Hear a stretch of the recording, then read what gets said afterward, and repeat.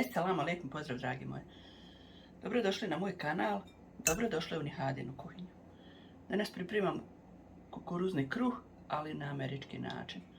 Prvo ću u posudu pomiješati sve suhe začine.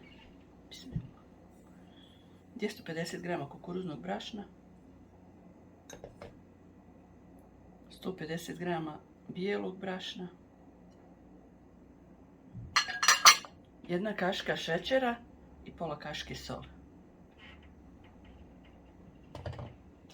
1 prašak za pecivo.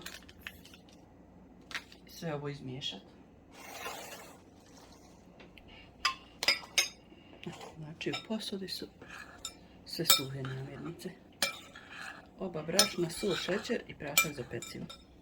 U drugu posudu ćemo izmutiti 2 jaja.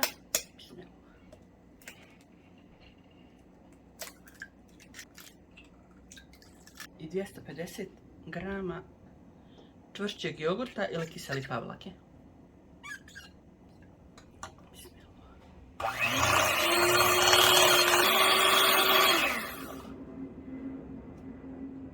Smjesti dodajte 100 ml mlijeka.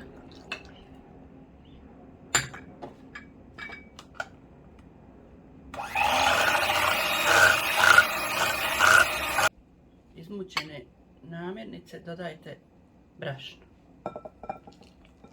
Sve to izmiješajte kašikom, ne mikserom. Mjesto bude malo gušće, vidite.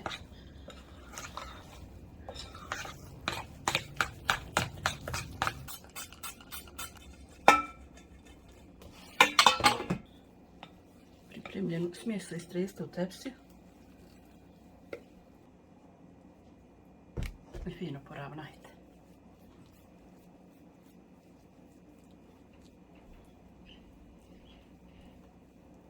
Sad puter utopite i prelijte ga preko pripremljenog ovog kruha kukuruze. Puter neste po vrhu preko kukuruze, ovako popršćite. Ovdje ima 4 kašike, a tu je oko 50 g putera. Kad koristite ova rebra, na njima imaju mjere kašike. Koliko je 1 kašika?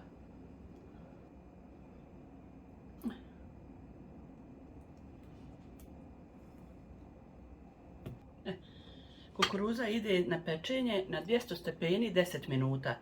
Nakon 10 minuta smanjujemo na 180 i pečemo dok ne dobije zlatno žutu boju. To je dok ne bude kukuruza gotova.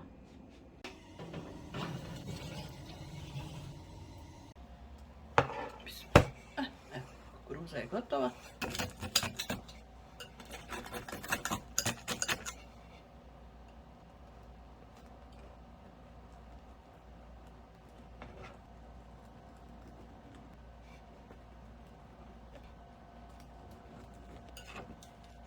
Sad pokrijte, pustite da se opusti, da možemo izvaditi iz tepsije.